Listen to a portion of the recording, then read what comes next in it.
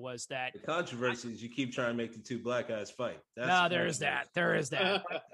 In all fairness, this all came out of a text chain that no one on this episode is privy to. And that's where it started. My God, I couldn't even keep up. It got real. It got real. That's all I'm saying. Like there was like, what, back and forth. Are you fucking, I can't do this on text, blah, blah, blah. You know, obviously it does not translate well to audio, right? I'm just talking into a mic, but good God, my kids were looking at me like, who the fuck is blowing up your phone? They're 9 and 7. And we're like, what is going on? And tell them both to fuck off. Will you?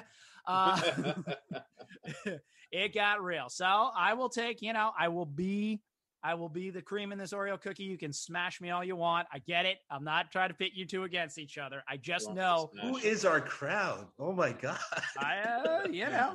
Who are we talking to? Nerds of different backgrounds and ethnicities who like to watch lots of weird movies and film and probably lift weights, knowing us, RaShaun. I don't know, And go into that sexual innuendo? A little bit of that too, That was, as I said, I'll get controversial. We'll get, and I got to quote Greg. That was quoting Greg on that. Greg came up with that concept initially. Try and get that Adam and Eve block. That's where, we go in there. Well, everybody knows we flirt with each other. Come on now. If they're worried about that, this is not the show for you. All right. If this is a little show with a little bit of brotherly love, maybe edging on over a little bit.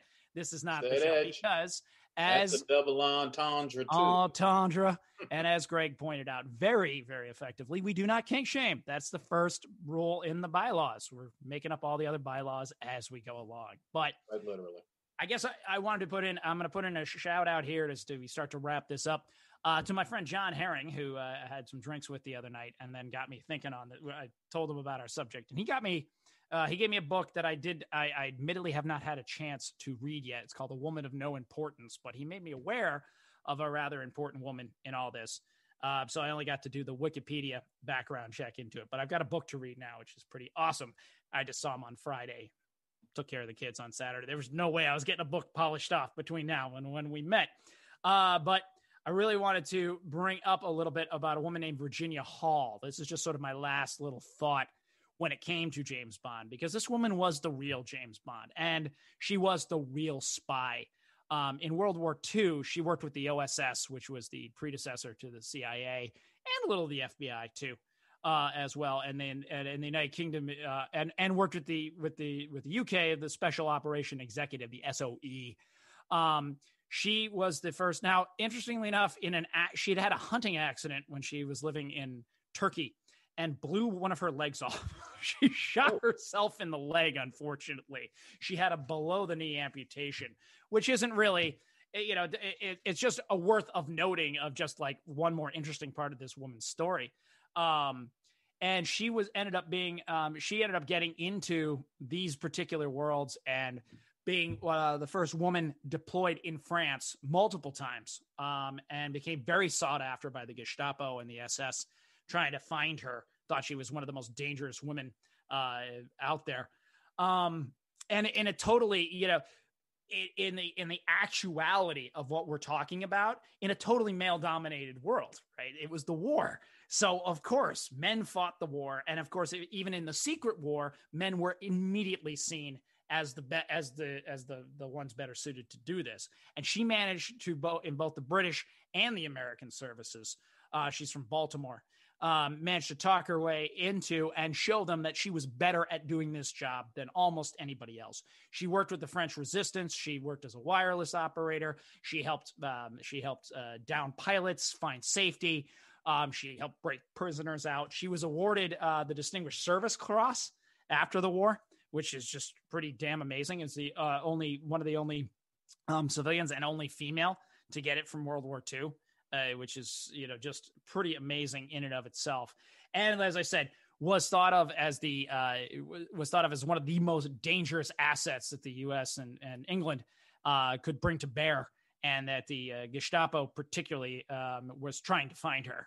It very individually was like after her. They said, we know she's operating in these areas in France, and we have to find her. She got away. Was never got away once when she was about to be captured. Went back even though she was this much of a sought after asset. So just kind of wanted to give, it was an interesting little extra that I didn't expect as we were going into the story, that I thought it'd be good to give a nod to an actual, to one of the women who in the spycraft who really seemed to have launched it. I think did it better than most people could have. It sounds like it did a far superior job. So Virginia Hall, go look her up. We encourage learning on the show. We don't kink shame, and we don't encourage small minds and keeping things. New bylaw. I knew it. Drunk History did. I knew it. Drunk History did an episode on her. Okay. Oh, excellent. Yeah, that's, there's more than I can keep up on out there. And for a lot of people who may not know me, I love World War II. It's been a nerdy subject of mine for a long time. I'd never heard of her. So it was, I love that I got a new book out of this to read and Drunk History literally was like monumental. helped advance so many things. Helped advance our causes. So, well, an interesting little soiree into the world of Bond and the world of spies and where it's going to take us next and where it shows where we're at right now in pop culture and in the now. Brother RaShaun, what's up, Greg? Yeah, I want to finish mine up really quick. You got it, Greg. Yeah. Only because, clearly, just for the sake of clarity, like this wasn't so much about whether or not women, can be Bond or sort of like the question was, are men ready to see it? Absolutely. This was not a question of whether or not, we know women have been spies. Harriet Tubman was a spy.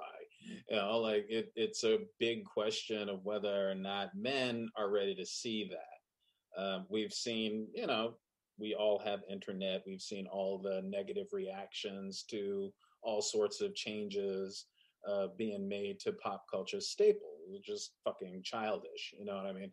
Like, these things have been around. I have no problem with most changes because these things have been around for 50, 60, 80 years, some of them. They need to change. They need to change, and they need to change in real. It's bad enough you're still forcing it down our fucking throats 60 years later. You could at least do something with it that might make me say, okay, Bond is gay. All right. So Bond will have a Bond boy. And I'm totally with that. Yeah, let's see what that dynamic changes. And here's an idea. Make him an actual spy. Right. Like, be undercover, get information, have to be, I don't know, subtle. Do an actual Bond spy movie would be interesting. There's a million ways that you can change it, and have it be good and have it suck. And so when they take a chance like this, I'm like, naturally I have to give it a chance, because you take a chance when you go see the formula too, because the formulas let you down a ton of times too. Mm-hmm. And so we also want to throw in the fact that, for anyone who is going to be, a little trepidatious, a touch of a twat, and not go see this movie just on the face of it, you have to. Otherwise, you have 23 other fucking movies that you just rewatch. Like, just rewatch them constantly until your eyes bleed. Keep watching those old Bond movies. But for people like me who need something refreshing, who can't take more mindless remakes in a childish formula that's dated from 60 years ago, yeah, I'm 100% behind this on the level of that entirely. And this could be awful for a lot of reasons, and it could be great for a lot of reasons. But the question was, are we ready to see a man be objectified the way that a Bond girl is objectified? And speaking for all, it's my opinion. It's my opinion going on men as I understand our species. And if I have this viewpoint, it's entirely their fault. And so I'm going to just, let them eat the blame on that. So, well, yeah, I'm going to let them eat the blame on that completely. And because, the reason I say I don't think that they're ready to see it is because that kind of belittling that comes along with it, that men typically don't understand, that kind of demeaning don't understand on the face of that, they're going to say how unrealistic it is. They're going to say, that female character, she shouldn't be able to do those things. And it's like, why? Well, all right, but because the 56-year-old was a ninja? Yeah, true. Figure that out. So for reasons like that, and again, we don't have the best representation. But the three of us would watch it. That's where I'm holding. Like the three of us would watch it. You're saying men wouldn't be ready for it. We would literally watch it. All three of us. We're three men. That just erased everything you just said. All right, 3 does not erase. That's not data. Like 3 does not erase. So where would you get the data to back up what your opinion is? So like you can't have no data to back up your opinion, but then turn around and say, well, that's not enough data. Like, not at all. I've got roughly 60% of the internet, and let me tell you. Where did you get that stat? What? And then I've got basic human nature. I don't know which species you belong to, but the one that I'm involved with typically is not a fan. How did you even get 60%? That is so specific. Where did if I'm going to be, if anything else, just a cynical dick about it, I'm going to say no, but I'm going to say what they've done and what, as far as objectification, has not been done to men. RaShaun. 90% of the people who are going to hear that are going to say that's bullshit. And I'm pulling out a stat too. No, what you have to show me is the movie where they belittle and demean men the way they have women, and men have loved it. RaShaun. I don't have a specific stat. I don't know where we're getting. You don't. I didn't expect neither do you. That does not exist. And all I'm saying is getting an answer. And literally, 3 of us would go see it. So you have to argue that there's other men. Does Greg make a point that there are a bunch of fanboys out there who will totally fucking lose their shit should a woman, let alone a black woman, show up and be Bond? Yeah, of course. There are going to be a lot of people like that. I'm pointing out that I wouldn't say all, because literally all 3 of us buck that trend. So it doesn't even make sense. That stat goes away immediately. Yes, there are going to be fanboys who are going to be upset. There are going to be fanboys who are going to be upset about everything. That's what fanboys are. Fanboys ruin everything. Fanboys brought back Jon Snow when his ass should have been dead. Fanboys ruin everything. Can't argue with that point. And the irony is, to an earlier conversation, to which actually makes Greg's point in an earlier conversation, the biggest problem Bond would have if they just slapped a woman on it and flip things around, say, oh, well, now she's going to fuck a bunch of men and have a bunch of demeaning men jokes and blah, blah, blah, would be exactly the point Greg was making against me and Josh, unlike in the latest Star Wars movies. All you did is just fucking take something that was tired formulaic, and you just slapped some new paint on it and said new, and we all just jumped in. So yeah, Greg's right in the sense of like, if that's all they do, sure, it's not going to be good, even if they flip it around. Also, I would point out that maybe that's not what would happen. Maybe if they went with female writers, they may have a different perspective about it. Instead of a bunch of dudes sitting there saying, hey, I know what everyone's going to be thinking because I'm a man and I have man thought. And man thought's God thought. Maybe that's where this breaks down, actually.